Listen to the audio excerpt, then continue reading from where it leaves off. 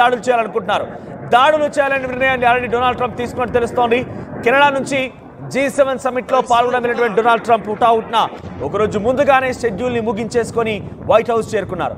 దీనిపైన Israel Iran యుద్ధానికి ముగింపు పలకడం కోసమైనటువంటి ఒక మాట చర్చనీయాంశంగా మారింది. కానీ ఇదంతా తప్పుడు భావన, కావాలని కొంతమంది రకంగా పబ్లిసిటీ స్టంట్లు చేస్తున్నారు.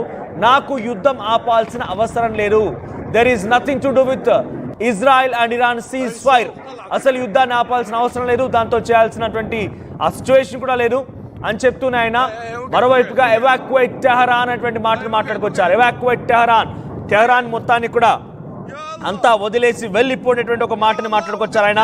ప్రస్తుతానికి టెహరాన్ లోని కొజీర్ అనేటువంటి ఒక ప్రాంతంలో పెద్ద ఎత్తున మిసైల్స్ తో ఇజ్రాయెల్ దాడి చేస్తున్నట్టు తెలుస్తోంది. Multiple Iranian news outlets are reporting that news. Israel forces have launched a strike targeting Qojir missile production facility near Tehran. Qojir missile production సంబంధించి ఆ స్థావరాన్ని, ఆ ప్రొడక్షన్ స్థావరాన్ని ప్రస్తుతం ఇజ్రాయెల్ తమ దాడులతో ఉక్కిరి విక్కిరి చేసింది. ఈ విషయాన్ని ఏకంగా ఇరానియన్ మీడియా సంస్థలే ధృవీకరిస్తున్నాయి. ఇక టెల్ ప్రాంతానికి కూడా evacuation warning for Tel Aviv. So Iran ఏం చేస్తోంది, ఇటువైపు ఇజ్రాయెల్ నుంచి అమెరికా నుంచి టెహరాన్ ప్రాంతాన్ని ఎవాక్యుయేట్ చేసి వెళ్ళండి అని చెప్పడంతోనే వారంతా ఎవాక్యుయేట్ చేసి వెళ్ళిపోయారు. చైనీస్ ఎంబసీ రంగంలో దిగింది, తమ పౌరులను కాపాడుకునేందుకు వారంతా ప్రయత్నం చేశారు. ఇండియన్ ఎంబసీ కూడా రంగంలో దిగింది, తమ పౌరులను కాపాడుకునేందుకు శ్రమించింది ఇండియన్ ఎంబసీ అధికారులు కూడా. ఇప్పుడు తాజాగా టెహరాన్ మొత్తం కూడా దాదాపుగా ఎవాక్యుయేట్ అనేది కనబడుతోంది. టెహరాన్ లో ఒక ఆందోళనకరమైన పరిస్థితులు నెలకొన్నాయి. ఇరాన్ టెహరాన్ ప్రాంతాన్ని మొత్తాన్ని కూడా బాంబులతో ఛిద్రం చేస్తోంది ఇజ్రాయెల్. ఈ నేపథ్యంలోనే అటు ఇరాన్ కూడా ఒక బిగ్గెస్ట్ వార్నింగ్ ఇచ్చింది, ఎవాక్యుయేట్ టెల్ అవీవ్. ఏ రకంగా అయితే ఎవాక్యుయేట్ టెహరాన్ అనేటువంటి మాటని డొనాల్డ్ ట్రంప్ మాట్లాడుకొచ్చారో, ఇప్పుడు ఇరాన్ ఏమంటోంది, evacuate Tel Aviv. Tel Aviv అనేటువంటి ప్రాంతం ఇజ్రాయెల్లో చాలా అద్భుతమైనటువంటి ఒక మహానగరంగా ఉంది, ఒక రకంగా రాజధాని నగరంగా కూడా మనం వివరించవచ్చు దాన్ని. సో టెల్ అవీవ్ ప్రాంతాన్ని వదిలేసి వెళ్ళిపోండి, ప్రాణాలు కాపాడుకోండి. ఇప్పటికే ఇరాన్ ముప్పెట దాడి చేసింది. ఏకంగా నిన్న అర్ధరాత్రి సమయం నుంచి తెల్లవారుజామున వరకు కూడా, ఈరోజు సుమారుగా అంటే మరి సాయంత్రం వరకు కూడా చాలా పెద్ద ఎత్తున టెల్ అవీవ్ పైన క్షణానికి ఒకటి, కడురెప్పపాటుకు ఒకటి ఆ చొప్పున మిసైల్స్తో దాడి చేసి టెల్ అవీవ్ ప్రాంతాన్ని మొత్తాన్ని కూడా చిన్నాభిన్నం చేసింది. రాడార్కి సైతం అంతు చిక్కకుండా కొన్ని మిసైల్స్ని ప్రయోగించి టెల్ అవీవ్లోని చాలా అద్భుతమైనటువంటి మహానగరానికి సంబంధించినటువంటి ఆ నిర్మాణాలను కుప్పకూలు చేసింది. బిల్డింగ్స్ అన్ని నిలమట్టమయ్యాయి, ప్రభుత్వ రంగ కార్యాలయం మొత్తం కూడా కుప్పకూలిపోయి, యుఎస్ ఎంబసీ కార్యాలయం కుప్పకూలిపోయింది. ఈ రకంగా మరోసారి ఆదేశాలు జారీ చేసింది, వార్నింగ్ ఇచ్చింది. ఎవాక్యుయేట్ టెల్ అవీవ్ అనేటువంటి ఒక వార్నింగ్ ని ఇజ్రాయెల్ ఇచ్చినట్టు తెలుస్తోంది. ఇక ఇజ్రాయెల్ ఏం చేస్తోంది, IRGC ఇరాన్ లో ఉన్నటువంటి ఒక పెద్ద యూనివర్సిటీని టార్గెట్ చేసింది. ఆ యూనివర్సిటీలో Israel has reported struck Imam Hussein university in eastern Tehran. Imam Hussein యూనివర్సిటీని టార్గెట్ చేసిన అక్కడ విద్యార్థులు మొత్తం కూడా ఒక్కసారిగా పరుగులు తీస్తున్నారు, భయభ్రాంతకు గురవుతున్నారు. ఇరాన్లోని ఒక ప్రముఖ యూనివర్సిటీని ఇజ్రాయెల్ టార్గెట్ చేసినట్టు తెలుస్తోంది. ఇవన్నీ కూడా ప్రస్తుతానికి చెప్పదలుచుకుని ఒకటే, అమెరికా డైరెక్ట్ గా యుద్ధ క్షేత్రంలోకి దిగిపోయింది.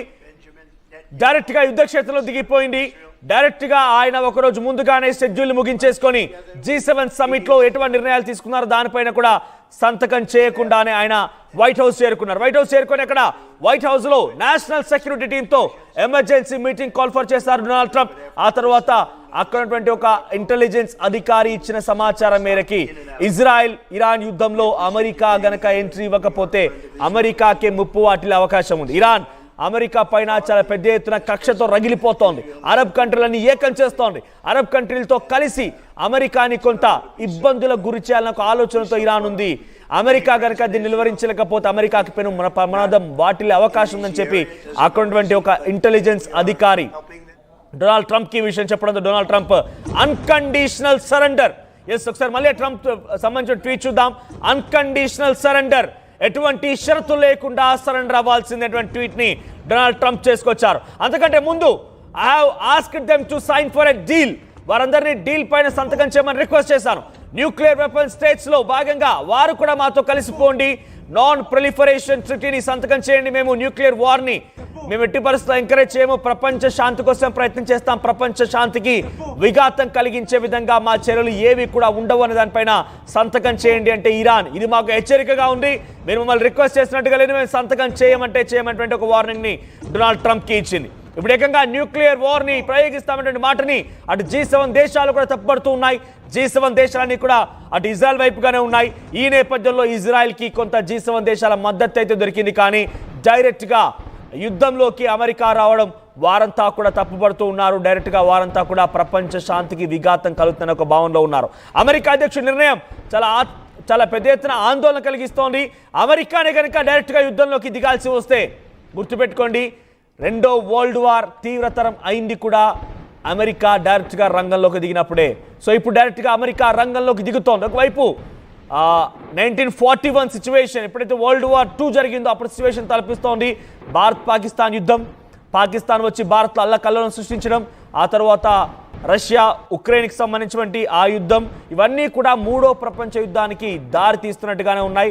అయితే ఏమాత్రం కూడా అమెరికా అధ్యక్షుడి యొక్క హెచ్చరికల్ని ఇరాన్ లెక్క చేయకపోవడంతో మరింత ఆగ్రహంతో రగిలిపోతున్నారు డొనాల్డ్ ట్రంప్. ఒకసారి మా ప్రతినిధి కృష్ణమోహన్ దగ్గరికి వెళ్దాం. Krishnamohan, so president Donald Trump versus Iran, Ali ఖమేనీగా ఈ యుద్ధం జరిగే అవకాశం కనబడుతోంది. ప్రత్యక్ష యుద్ధంలోకి అమెరికా అధ్యక్షుడు రాబోతున్నారు. అన్కండిషనల్ సరెండర్, షరతులు లేకుండానే లొంగిపోవాలనేటువంటి ఒక ఆలోచనతో డొనాల్డ్ ట్రంప్ ఒక ట్వీట్ చేశారు. సో ఇంతకీ డైరెక్ట్గా యుద్ధంలోకి వస్తే పరిస్థితి ఏంటి, అటువంటి సిచ్యువేషన్ ఉంటుంది? ఎందుకంటే ప్రత్యక్ష యుద్ధంలోకి ఎక్కడా కూడా రాలేదు ఆయన. రష్యా ఉక్రెయిన్ యుద్ధంలో సమయంలో కూడా కొంత నిలువరించే ప్రయత్నం చేశారు.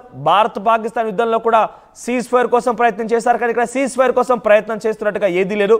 పైపెచ్చు అన్కండిషనల్ సరెండర్ అలాంటి పదాలు వాడుతున్నారు. They will be much more than that అంటూ ఉన్నారు. సో ఎలా చూడాలి డొనాల్డ్ ట్రంప్ యొక్క వ్యాఖ్యల్ని? బేసిక్ గా కొంత అమెరికన్ ఒక ఆందోళన అయితే ఉంది.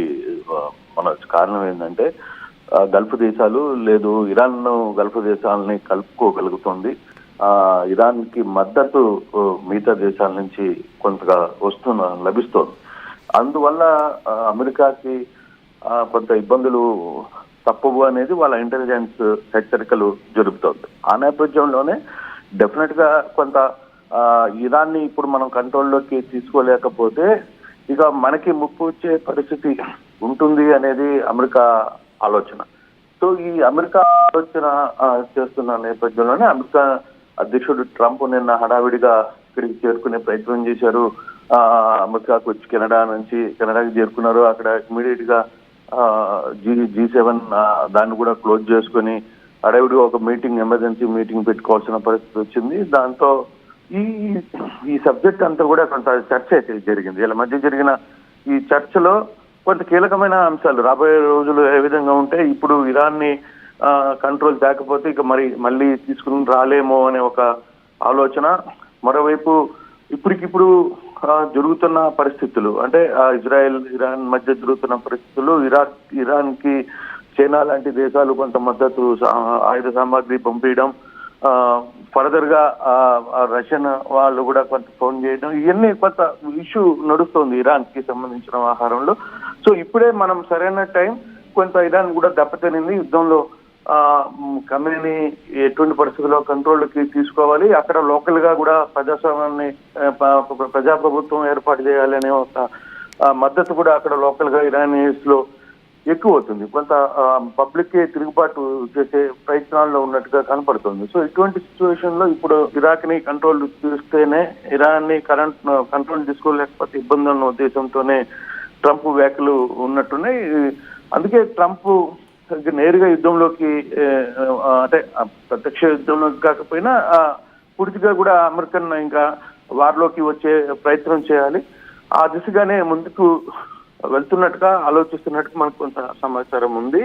బట్ ఏ దిశగా అంటే ఇప్పటికే కొంత అమెరికన్ సంబంధించిన యుద్ధ విమానాలు ఇవన్నీ కూడా ఇరాన్ సరిహద్దుల్లోకి కొంత చేరుకున్నట్టుగా కొంత సమాచారం ఉంది. ఇజ్రాయెల్ కి కూడా కొంత మద్దతు తెలిపే పరిస్థితి. అంటే కంప్లీట్ గా ఇరాన్ ని కంప్లీట్ చేయాలి అని అనుకుంటే ఇప్పుడు ఇదే ఛాన్స్. ఇటువంటి పరిస్థితుల్లో కొంత కంట్రోల్ పెట్టుకోవాలి. కాబట్టి ఖచ్చితంగా అమెరికా కూడా ఈ యుద్ధంలోకి నేరుగా దిగబోతుంది అనే ఒక కొంత సమాచారం అయితే ఆ విధంగానే అడుగులు ముందుకు ఎక్స్పెక్ట్ చేస్తోంది. డొనాల్డ్ ట్రంప్ ఎక్స్పెక్ట్ చేస్తోంది ఒకటి, న్యూక్లియర్ వెపన్ స్ట్రైక్స్ లో అటు ఇరాన్ కలవాలి, న్యూక్లియర్ వెపన్ ని వాడకూడదు, ఆ తర్వాత తనకి గౌరవం ఇవ్వాలి, తనకి కొంత రెస్పెక్ట్ ఇవ్వాలి. ఇవన్నీ కూడా ఇరాన్ చేయడం లేదు, ఏమాత్రం లెక్క చేయడం లేదు, డొనాల్డ్ ట్రంప్ వ్యాఖ్యలు కూడా పట్టించుకోవడం లేదు. సో ఇప్పుడు అడుగుతోంది ఒకటి, ఆయన అన్కండిషనల్ సరెండర్ షరతులు లేకుండా లొంగిపోండి. ఒకవేళ కనుక అలీ ఖమేనీ లొంగిపోకపోతే పరిస్థితి ఏంటి? ఎటువంటి దారుణంగా పరిస్థితి మారే అవకాశం ఉంది? అంటే అట్ ద సేమ్ టైం మనం ఓన్లీ అలీ ఖమేనీని సరెండర్ చేయడం లేదు, అలీ ఖమేనీ లొంగిపోవడం వరకు ఒక ఎత్తు. ఓకే, దాన్ని at the same time America కూడా భయపడేది ఏంటంటే అన్కండిషనల్ గా ఈ రోజు అమెరికాకు సంబంధించిన వ్యవహారంలో లేకపోతే ఇక్కడ జరుగుతున్న ఈ రెండిట్లో